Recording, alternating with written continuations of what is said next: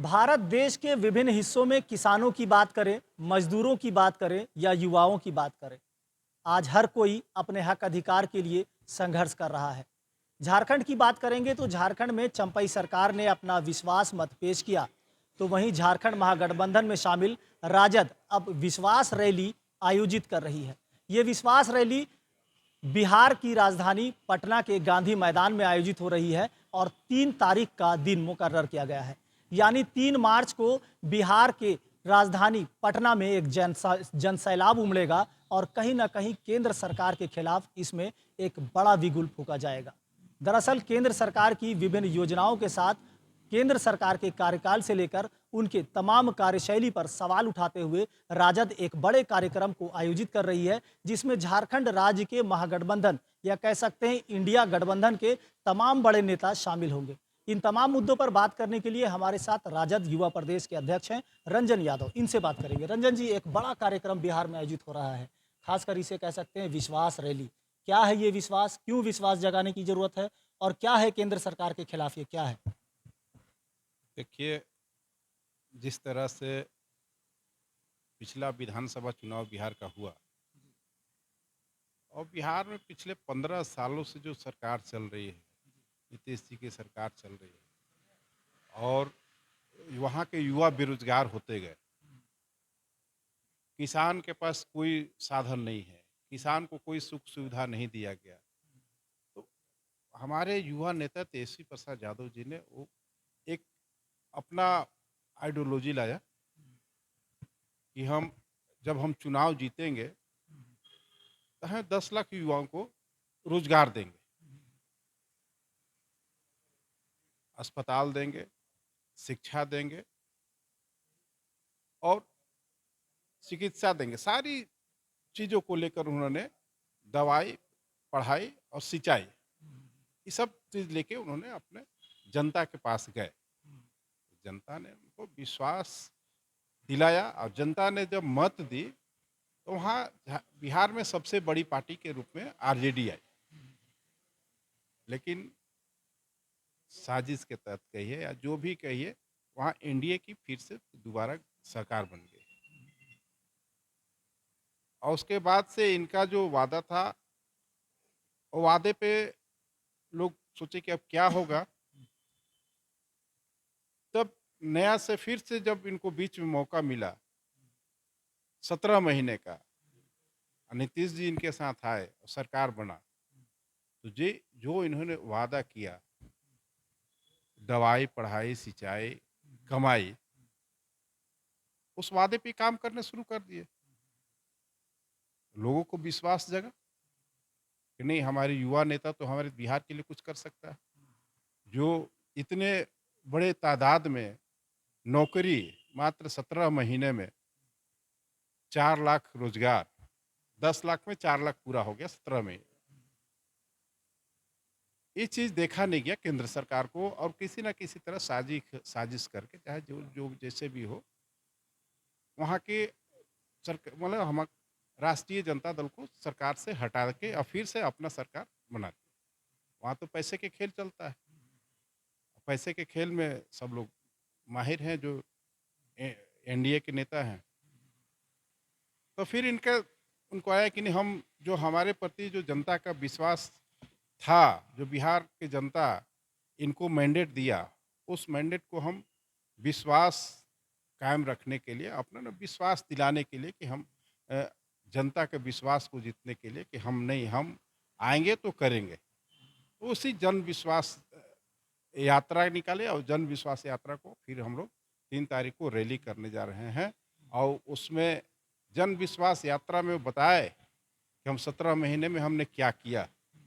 अपने काम गिनाए, 17 साल बनाम 17 महीने, और जो काम करने की उनकी शैली थी, आप लोग सब लोग बिहार में सब लोग ने देखा कि किस तरह से तेजस्वी यादव जी काम कर रहे थे और उसी काम को लेके और उसी अपने अ, जनता के मालिक के बीच गए और जनता को अपने गुहार लगा रहे हैं कि भाई हमको 17 महीने का दिए थे, अगला मौका हमको दीजिए कि हम जो आपको आपके जो वादा किए हैं उसको पूरा करते हुए हम बिहार के विकास में हम काम करेंगे। रंजन जी, एक बात हम ये करेंगे कि बिहार की राजनीति ने सियासत को बहुत कुछ दिया, बहुत कुछ सिखाया। कई सरकारें आई, हर बार इसी तरह का रवैया देखने को मिला।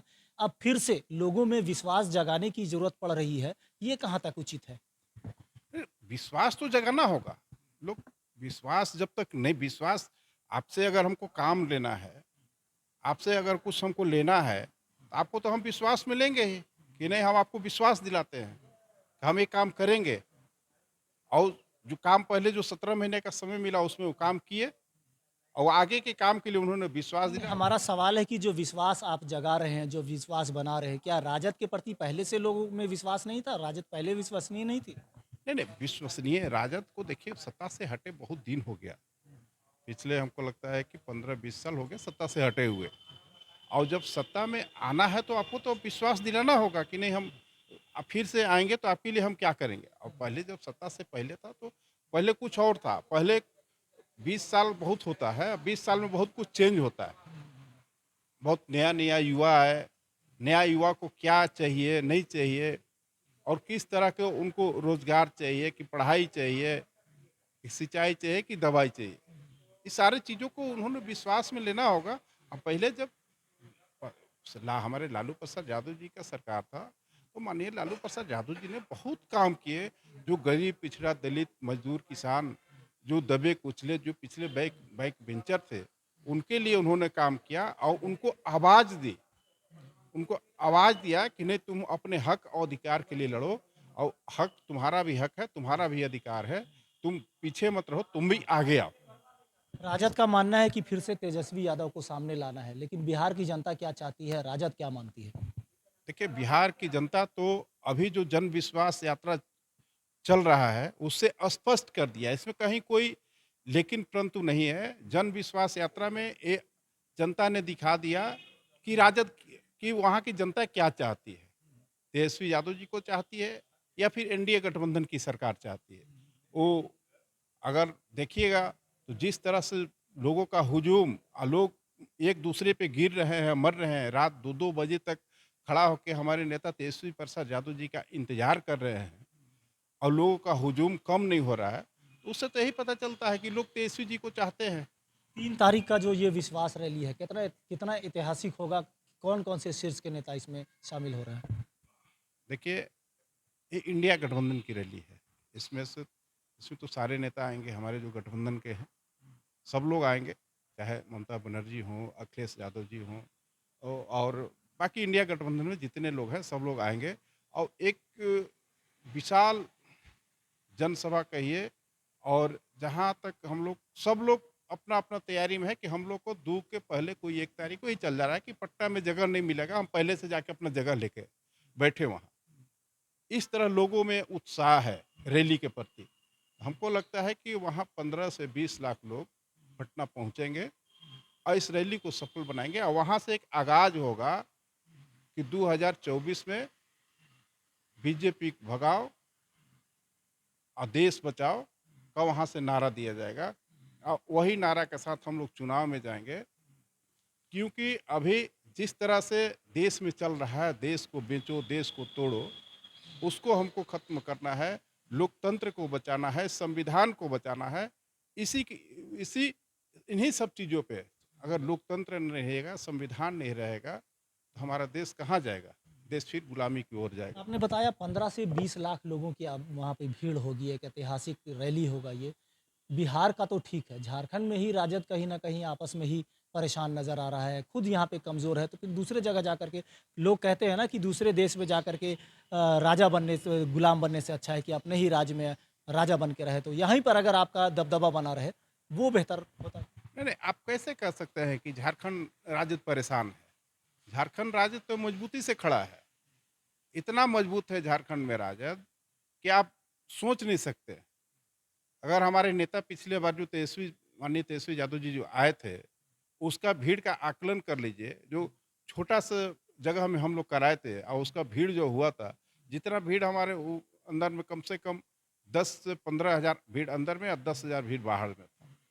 तो अगर हम लोग तैयारी के साथ अगर हम मोराबादी या कहीं और बड़े मैदान में रैली करा दें, तो उससे आप सोच लीजिए कि कितना होगा। तो हमारा पूरा जो झारखंड का जो हमारा पहले का जो जहाँ पे राष्ट्रीय जनता दल का जनाधार है, या पलामू प्रमंडल ले लीजिए, चतरा ले लीजिए, गोड्डा ले लीजिए, देवघर ले लीजिए, दुमका ले लीजिए, सारा जगह राष्ट्रीय जनता दल मजबूती से खड़ा है। राजद कह सकते हैं रंजन जी, ये कहीं न कहीं एक तरह से चुनावी सीज़न में अपनी ताकत का प्रदर्शन भी माना जा सकता है इसको। आप कह रहे हैं कि भाजपा हटाओ, देश बचाओ, लेकिन मोदी जी का कहना है कि 400 पार। तो ऐसे में कैसे सकिएगा? कैसे उनको डिफीट कीजिएगा? अब मोदी जी कह रहे हैं 400 पार, तो 400 पार कहाँ से सीट लाएँगे? सीट और बढ़ाएँगे क्या? सीट और बढ़ाएँगे क्या 400 पार लाके? कितना सीट लाएँगे कि 400 पार करेंगे? और कैसे लाएँगे? वो आकलन कैसे कर लिए? वो तो बताएँ कि हम कैसे 400 पार हो जाएँगे? क्या ईवीएम का चोरी करेंगे?